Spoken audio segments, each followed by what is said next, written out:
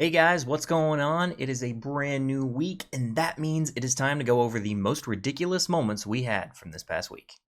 Alright, so our first story coming to us this week is actually about a 36-year-old woman who, unfortunately, was arrested. And it's not for reasons you might think. It turns out she was actually arrested because she repeatedly called 911 to complain that her parents shut off her cell phone. I guess it's just difficult in this day and age, to be a 36-year-old, your parents shut off your cell phone. I mean, they probably kicked her out of their basement too, and maybe even took away her Netflix password. So here's a picture of this woman. The story goes that she was arrested on Thursday for repeatedly calling 911 to tell police her parents shut off her cell phone. And she was charged with disrupting public services, which is a fourth-degree felony. So she calls 911 and demands the police respond to her home because her parents shut off her cell phone. The first time she called, the police warned her to only call for a legitimate emergency. Hours later, she called again about her parents shutting off her cell phone. According to the court documents, she was belligerent and thought it was a legitimate issue. Our next story comes to us from a school where a teacher decided to give a presentation on how Trump is comparable to Nazis. Yes, you heard that correct. There was even a slideshow and a little meme that showed the comparison. So I know the picture's a little hard to see here, but this teacher features a slide with President Trump at the top, and underneath on the left there's a swastika, and on the bottom right there's the hammer and the sickle. So over the picture of the president, there's the words, "wants to round up a group of people and build a giant wall." Then the words, "been there and done that," are over the swastika and the hammer and sickle. So the banner on the side then reads, "Oh, that's why it sounds so familiar." So first off, a teacher doesn't need to be putting out propaganda like that. And second, they don't even have their facts straight. I mean, if you're looking for, a presidential candidate who maybe lines up with those bottom two pictures a little more, you might want to look more towards Bernie Sanders or Elizabeth Warren or pretty much anyone in the Democratic running for president. So our next story is about two adults who used their vehicle to run two boys off the road because they were flying Trump flags on the back of their bikes. So some felony charges have been filed against this lovely couple here. They're accused of running the boys off the road because they had pro-Trump flags attached to their bicycles. So this was reportedly found out through a Snapchat video. On the video, they can be heard saying, "Y'all scared just like your president. America is not great." And then at one point, they asked the boys if they were Trump fans. And they said they were. And they ran them off the road and tried to take the flags from them and ended up running over the flag. So that's some top-notch behavior right there from two full-grown adults running children off the road on their bicycles because they disagree with their political views. Classy. Our next most ridiculous woke moment of the week involves the struggles of a transgender getting a haircut. But don't take it from me. Let's hear it from him, or whatever. You get the point. Sometimes I need a haircut. It's really that simple. But simplicity seems to jump out the window when I head out the door into our society, which has a limited capacity for people who don't fit the norm. And we're normally offered female or male. Mark the box of a tick, please make yourself fit. But I'm more that other, if that's even an option. Like I'm some thing on the outside, existing beside the world as it rolls by, all pink and blue. In this society entirely divisible by two into woman and man. But I relate most to that ampersand. And I need a haircut. So option one is the salon. That womanly world of perfumed femininity with which I feel like I have little affinity. Or option two is the barbers, which isn't much better since this voice and these swells in my chest make me feel like an infiltrator. And I know in the past few years things have been changing, and that is amazing. There's drag queens on TV and out queer celebrities, hormones and surgeries. But still too often, there's some of us standing clutching our bladders, stuck trying to decipher which bathroom door symbol we better resemble based on what we are wearing or how brave we are feeling. There's day-to-day struggles people quietly battle, like finding a way to wear your own skin while navigating a world in which we don't always fit in. So yeah, that person really made over a 3-minute long video of the struggles of getting your hair cut.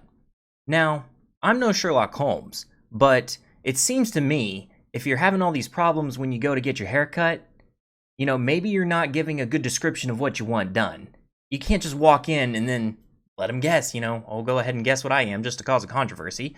Go in with a picture of what you want or an accurate description of what you want. Tell them I want this much taken off the back and the sides and this much taken off the top. Boom, you're done. It's not that complicated. Then you don't have to sit there and let them guess and ask questions. Don't try to make a scene out of it. And also, too, the barbershops or the salons, they're not going to cater to exactly every desire you have on how to set up their shop.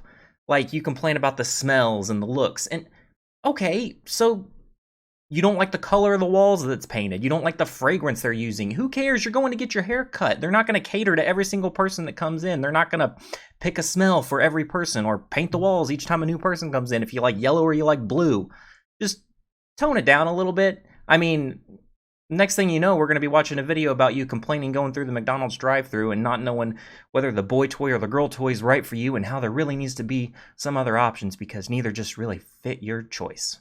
So our next story comes from good old Pete Buttigieg, or however you say it. It's something like that. So anyway, what happened this time was Buttigieg criticized Christians for supporting Trump. Let's see what he said. Do you think it is impossible to be a Christian and support President Trump?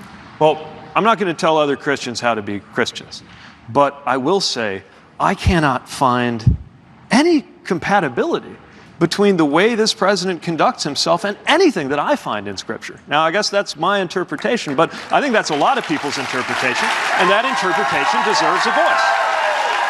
Well, I literally have an entire video addressing the subject of whether or not Christians should vote for Trump in the next election. And I'll put a link or a card right here so you can click on it and go watch the full explanation. But to sum it up, when you're voting for a president, you're voting for someone who is going to protect your religious freedoms and protect your rights that are outlined in the Bible as a Christian. That's what you're looking for. So when you're looking at a candidate, you're not looking at their personal behavior and how they act and if you think they're a bad person or not. You're seeing if their policies are going to protect your rights and your freedoms. And according to the policies of all the people running for president, Trump's protects Christian rights the most. Last time I checked, all of the Democratic candidates are looking to take away rights and freedoms. And also, even if you're going to judge someone on their character and their, beliefs lining up with the Bible, I think Pete might have some areas that don't line up with the Bible. I'm not quite sure what they are, but I'll think of it. I know I'll think of it, but I know there's something.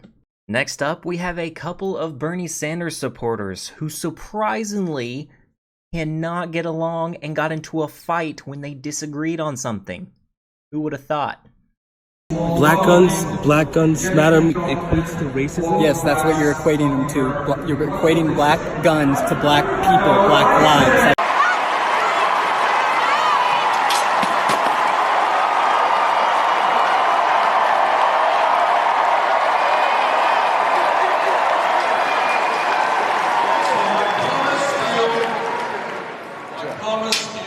So as you can see, there's two clips there. They're arguing for quite a while, and I only showed part of it there. It's full of explicit language. But then, because they can't come to an agreement, they decide to fight over it and physically abuse one another, trying to, I guess, prove they're right. I don't know. But this is what you see from Bernie Sanders supporters, like acts of violence, and you see talk about violence if you disagree. That's not the way things are supposed to work here in America. You're supposed to talk things out if you disagree and then vote for what you want. You don't, if someone disagrees with you, you don't attack them over it. And we'll finish off our lineup this week with the overenthusiastic abortion doctor. Let's see what he has to say about abortion.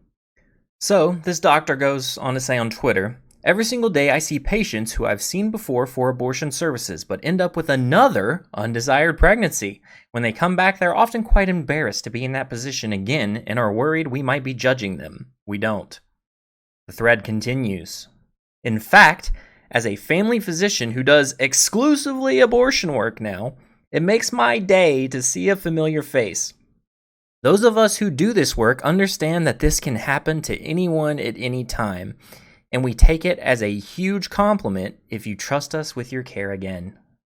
This guy is way too excited to be doing abortions. Like, he's making it sound like he's a daggone restaurant owner who's like, "Oh yeah, it's great to see you again, bud. Come back again. I hope you get pregnant again so you can come back and have another abortion. We love to see a familiar face in here. Looking out for you."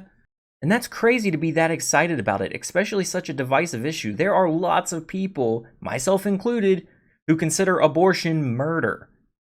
So to be that lighthearted about it, just because you're on the other side of the argument, like friendly faces, you want them to come again, come on. That's a little messed up, dude. Anyway, that is all for this week's most ridiculous woke moments of the week. Now, there were many more, but that is all I can get through right now because listening to all these stories over and over can wear you out over time. There's just so much crap that goes on every week. It's amazing that stuff like this happens. People are just out of control and ridiculous. But thank you guys for tuning in and watching this segment, and we will be back again next week to show you a whole nother list of the most ridiculous woke moments of the week. Be sure to go ahead and hit the subscribe button and the notification bell, and then you'll be notified whenever I come out with the next video, so you'll be able to watch it right then and there. Also, feel free to leave a comment if you have any other moments you saw and different things you want me to include in the video next week. Thanks, guys. We'll see you next time.